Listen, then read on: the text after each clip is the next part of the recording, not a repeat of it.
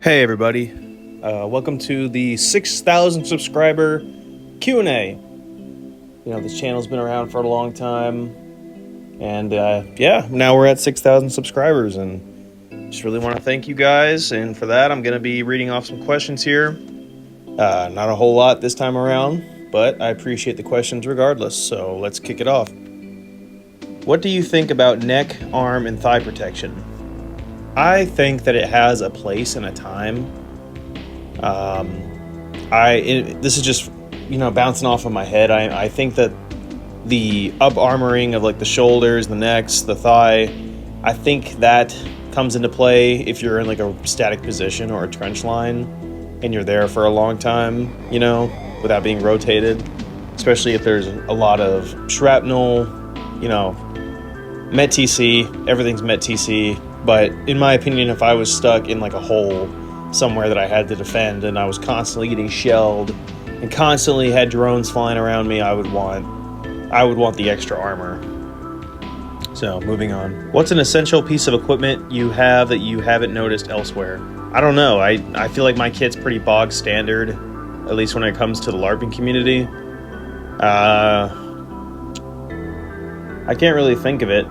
I can't really think of anything specifically, so gonna have to move on from there. What's the intent for future endeavors regarding rifle marksmanship? I don't really have any plans. I just have, things put in place where I'm just gonna keep shooting and keep trying to get better at shooting.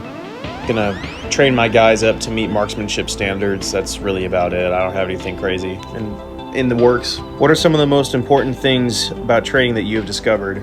I don't really know how to answer that because there's a lot of important things. I think I can ask you an opposite question on this one. What are some things that we have learned in this community that we need to unlearn? Because there are a lot of things that, starting up and starting out that I remember that I'm having a hard time transitioning with is like stuff like with the patrol-based stuff like that. The patrol-based stuff. Kind of turning my training regimen around into what that would look like adjacent with drone warfare and things like that, because this stuff is still very new and I don't have a lot of training under it. Training itself is very important. Everything you do in training is important, but I would say that like unlearning a lot of the stuff that needs to be unlearned is more important right now, because Battlefield keeps changing, everything just keeps changing. Favorite movie? My favorite movie franchise, specifically the original trilogy, is the Evil Dead franchise. I am not a big fan of the newer Evil Dead movies.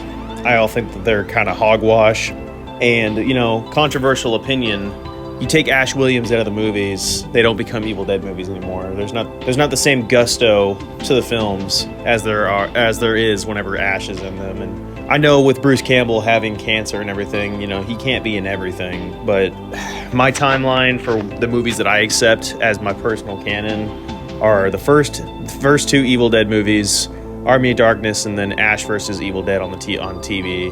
That's really all I watch. I haven't watched any of the reboots. I refuse. I've heard that they're just not good, so I'm just not going to watch them. How would you recommend I start moving my large group of friends who do a lot of non-serious airsoft training stuff into more of a real scenario training group? And what kind of drills or skills you think I should focus on teaching? I would say just kind of show them people's content, show them my stuff, kind of try to get them up to speed with, hey, we need to probably start training. Start with the basics. Go look at Brent 0331's infantry guide videos, and I would say start off with stuff like that. That's how I got started, and I still do training like that, just because it's good to keep refreshing yourself on it. If they already have kit, it's not going to be hard to get real guns. Just don't be stupid with immediately trying to jump into force-on-force stuff. Work it in slowly introduce the stuff to it, because I imagine that not everyone's going to be into it. So you might come out of this with like a couple guys that actually want to do it. Just try to implement things that you've seen into this real life scenario that you're trying to do. Do you think it's likely that you will have to put the stuff you practice to use in a real armed conflict? I honestly hope not, because, combat is the worst day of your life. More than likely, any type of training experience that I will experience in real life is like if I go to the inner city and get into a shootout with some thug or something, or try to get mugged or attacked and I got a concealed carry on me. That's probably the extent of it in my lifetime, but you know, I really don't know. How did you become LARP? I started off as goon walker. I wanted to be a goon tuber or whatever that, you know, a gun tuber, goon tuber, whatever. And then I basically like gotten to seeing like an Appeal to Heaven stuff and Cytoxil's stuff and Meyer Flyer stuff, and I, you know, kind of was just like, oh, you know, this interests me more. And then slowly over time I started interacting with people like that, and then now I'm just how I am now. That's pretty much it. Just training seriously. You know, we're all cringe at one time, you know, but just got to keep moving forward. What specific event experience got you into starting training firearms and combat? There is no specific training event. It's all kind of just been a slow, like boulder rolling down the hill kind of deal. I've always been around guns, and I live in the South, so it's, you know, it's part of our culture to be, you know, to own guns, go hunting, things like that. So I've always been around guns, and I've always been around hunting, and I've always been around people that are preparing for the apocalypse in some kind of way.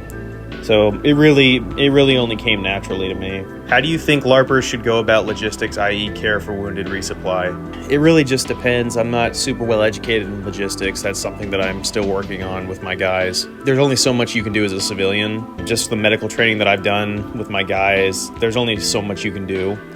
It also depends on where you're at and how bad everything is. Let's say, you know, it's early on in some kind of like breakdown scenario. The logistics is still there. Everyone still has food. You know, hospitals are still open. There's just sporadic conflict everywhere. One of your guys goes down. You've been training medical. You get him patched up, and then, you know, you break contact and get out of there, and you get him to a hospital. And, you know, they may or may not save him based on the injury he has. But then you're talking like later down the line, whenever like it's really bad and there's like, you know, no rule of law. There's, you know, no hospitals are up. It's just roving gangs of, you know, warlords and militias or whatever, or however that's going to happen. You can only do so much with these people, and it also depends on how injured they are. And you have to like weigh your options. Like, am I just going to let this guy die, or be merciful and put him out of his misery, and like keep these medical supplies for myself and maybe others? Or are we going to use these medical supplies that are very scarce right now on this one guy in the hopes that he lives, but he's got a debilitating injury? So you kind of got to look at it from either side. There's no black and white logistics. You know, it changes constantly. Would you recommend seeking training in the military or other federalized combative force? Not really. From my anecdotal experience that I've had, I wanted to join the military whenever I was a kid. And at the time, I was still into airsoft, and I was still into, you know, semi-training with my friend group that was going to airsoft. And I was really debating it in my head. And I would talk to people, not ask them like this, like, oh, should I go into the military to train up for the future apocalypse? I was never that dumb in like asking the question, but from what I got, the military like community and like just the military in general has degraded so much that, you know, it's not worth it. It's up to your discretion, man. Like, I feel like I've learned a lot, and I've been told by people who are in the military that, you know, I'm on par with grunts when it comes to my training level, which that may or may not be true. I'm not trying to, you know, get on a high horse or anything. I'm just telling you what I've been told by other people.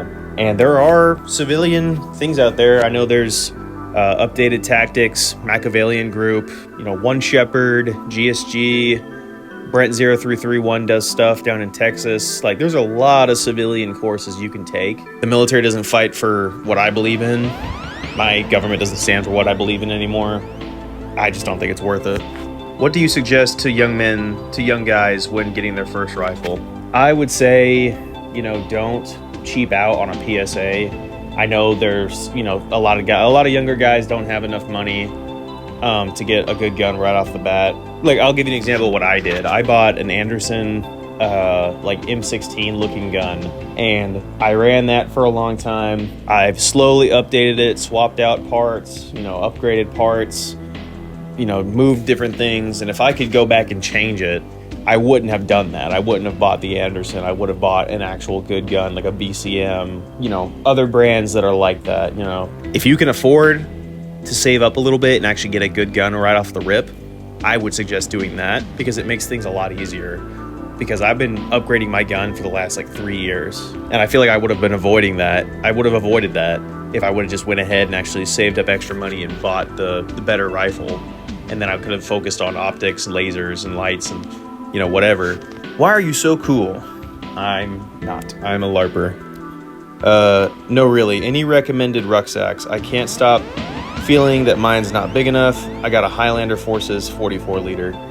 I mean, I right now my rucksack is a Gen 2 ILBE with the attached assault pack. I don't really know what you're doing, you know, what your situation looks like, so I can't really recommend it to you.